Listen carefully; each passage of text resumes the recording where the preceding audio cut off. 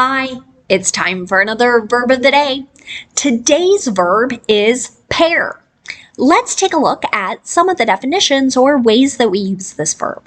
The first way you're likely to hear pair used is to mean to join or connect in order to form a pair. Now, you're going to notice that another form of this word has been used in our definition. So I hope you're already seeing that pair can be a verb, but it can also be a noun. And we're going to talk more about what the noun means and how we can use that a little later. But for now, just think of this as a group of two. So we are joining or connecting to form a group of two. A second and related way to use this verb pair is to refer to being a member of a pair. So you might hear that usage as well. So someone describing how they have been connected or worked with someone. You should know that pair is a regular verb. To make the progressive tense, all we're going to do is add ing to form pairing. The past tense and participle forms of this verb are made by adding ed. Our base verb, pair, ends in a voiced R sound. So our past tense ending is going to make a D sound. It should sound like this. Paired, paired. Now, notice we are not adding an extra syllable as we make that past tense form. Okay? Now, let's talk a little bit about phrasal verbs. It's really common to hear the verb pair used in a phrasal verb. The first one we'll discuss is to pair off. You're going to see this ties back, as do many, to our original definition, but when pair off is being used, it means that two things or people are being grouped or being separated into a pair. An example here. Pair off and begin completing this worksheet. This is a sentence you might hear a teacher say to his or her students, encouraging them to form a group of two. The next phrasal verb, to pair off with, again, very similar, but after this with, we're sort of going to note the second person or the second thing making that group of two. So to pair off with is to form a group of two with someone else. Here's an example sentence. Each student will pair off with a volunteer to practice their reading. Okay, so we have one student, one volunteer. They're going to be joined or connected together for this reading practice. The next phrasal verb you might hear is to pair up or pair up with. Again, this means we're joining with someone else in order to form a pair. An example of this, she was paired up with her best friend for the project. So they joined together to work on a project. The last phrasal verb we're going to discuss is pair with. It can have a number of different meanings. The first would be to join or connect two things or two people. An example of this might be, she paired the new blouse with an old skirt. Now, if you look for additional examples of this phrasal verb, I want to note you're going to see pair with used in articles about fashion or fashion blogs where people are describing oftentimes what celebrities, movie stars, singers are wearing to special events. A little later, I'm going to point out a second common way you hear pair with, and that's used in connection to food and, I should say, food and food or drink. So we'll look at some example sentences with that a little later, but it's that idea of joining or connecting. A second way we can use pair with is in reference to animals, and we're talking about those animals mating or leading to reproducing, or baby animals. An example here. The bull paired with the heifers out in the field. Right? So we would be noting that down the road there are going to be some calves or baby cows. The last way you might hear pair with used is a more modern use. So for this last form of pair with, we might be referencing wirelessly connecting with some sort of electronic device, and generally you're using Bluetooth to sort of make that connection. So an example here. Does this phone pair with these earbuds, right? So are they going to wirelessly connect?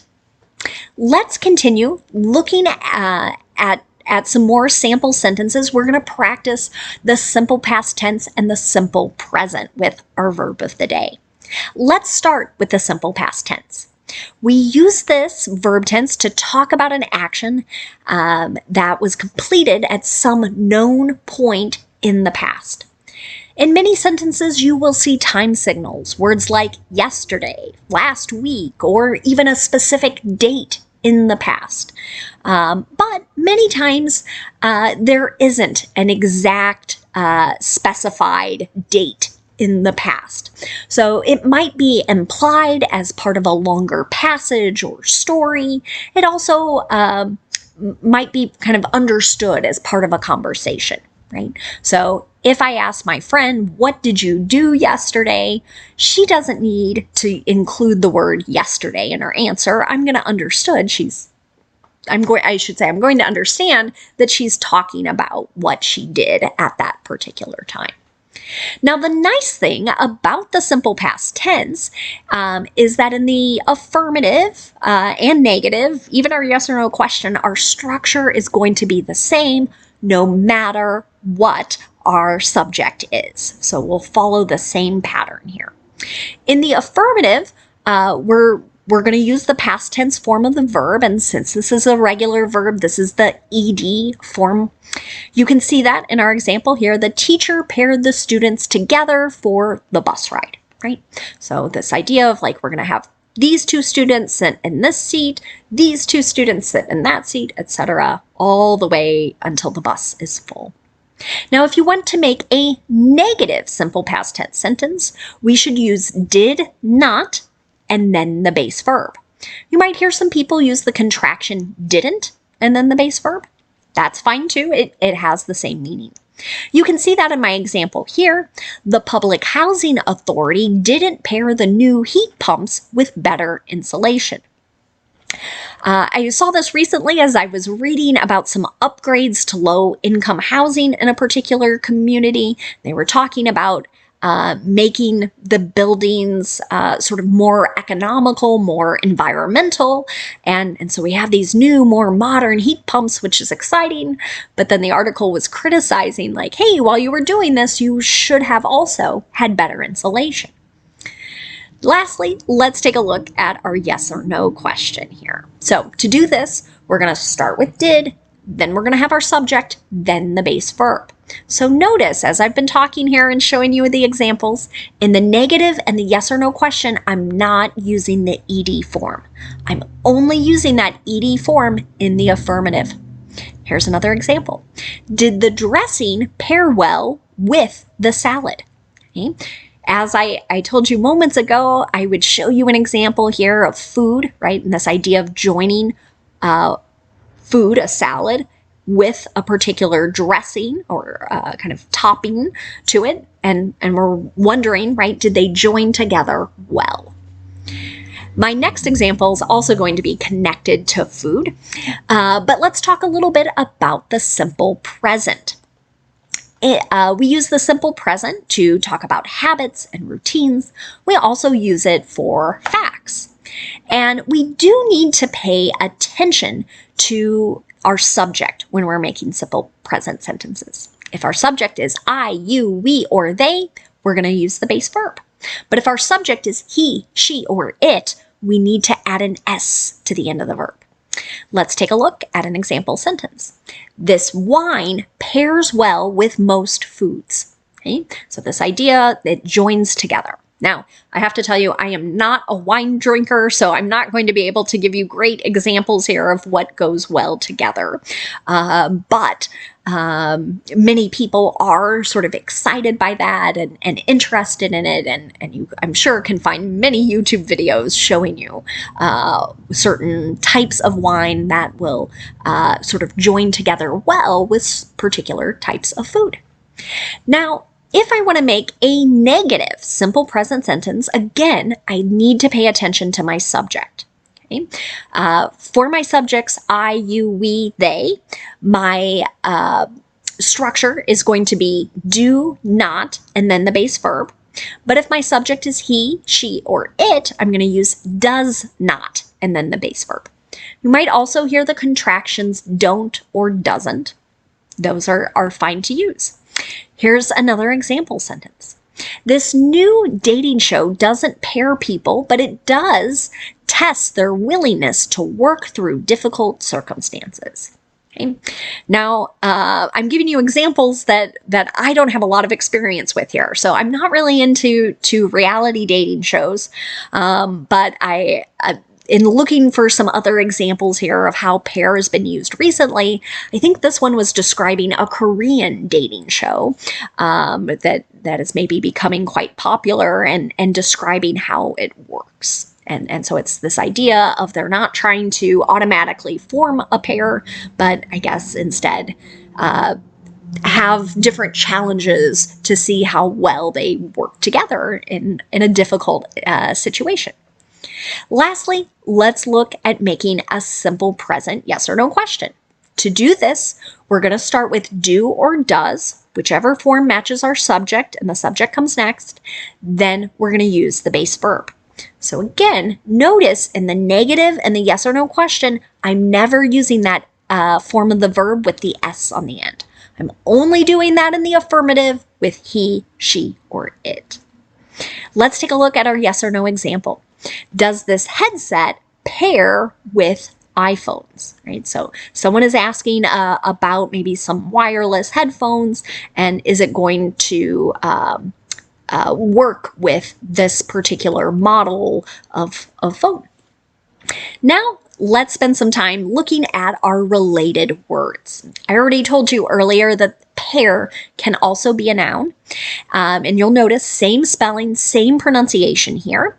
And like our verb, this noun can have a couple different meanings. One is to just refer to a set of two things that are used together, or they're sort of regarded as a particular unit. An example of this might be, I bought a new pair of earrings. Right? And so if you're shopping, generally you see earrings sold, right, in combination. Sometimes you might be able to buy a single one, but more commonly you're going to see them in pairs, a set of two. A second way we use the noun pair is to refer to an article of clothing that has two joined or corresponding parts, where they're not going to be used separately. Let's look at our example sentence. He bought a few new pairs of pants, right? So I've had students tell me before, why are pants plural? I think it's because of the two legs, but it doesn't make sense because we don't always use plural for shirts that have two armholes. So sometimes English doesn't make a lot of sense, but here we're generally going to be using the two separate legs together. We can't use them separately, so that's why we say a pair of pants. Another way to use the noun pair is in connection to playing cards, right? So if you have cards of the same denomination, so the same number, or jacks, queens, kings, etc., and that's my example here. She had a pair of kings, so it would be two kings. Lastly, the noun pair can refer to two people who are related in some way, or somehow kind of joined together. An example here. The company was started by a pair of sisters. So just another way to say two sisters. Another related word you might hear is the noun pairing. Now, one way to use this particular noun is to refer to an arrangement or some sort of match resulting from forming people into groups of two or things into groups of twos. An example of this might be, the doubles pairing was genius. Okay? So this sentence might be referring to tennis. And on many high school, college tennis teams, even kind of recreational teams, sometimes two people will be put together to play two people from an opposing team. This is called doubles, right? And so here we're referring to that arrangement, deciding to have this person and this person to play together. Oh, what a great idea. A second way we use this noun pairing is to refer to the action of sort of forming those groups of things or people.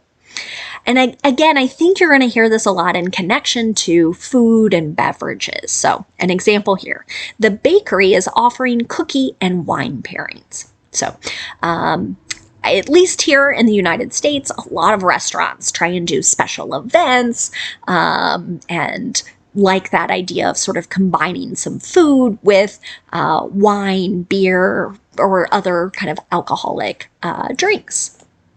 Now, one last note here. Sometimes I've had students ask me, wait, isn't there another word, pair, in English? And there is. P-E-A-R is a noun referring to a type of fruit. And I've included a picture. It's on the bottom right-hand side of your screen, so you can see this. Pears are delicious, many different types. Sometimes they can be more brown versus green. I have not met a pear I don't enjoy, though. So as an example sentence here, I made a pear tart to bring to the party. Thanks so much for watching today's video. I hope you have a great day.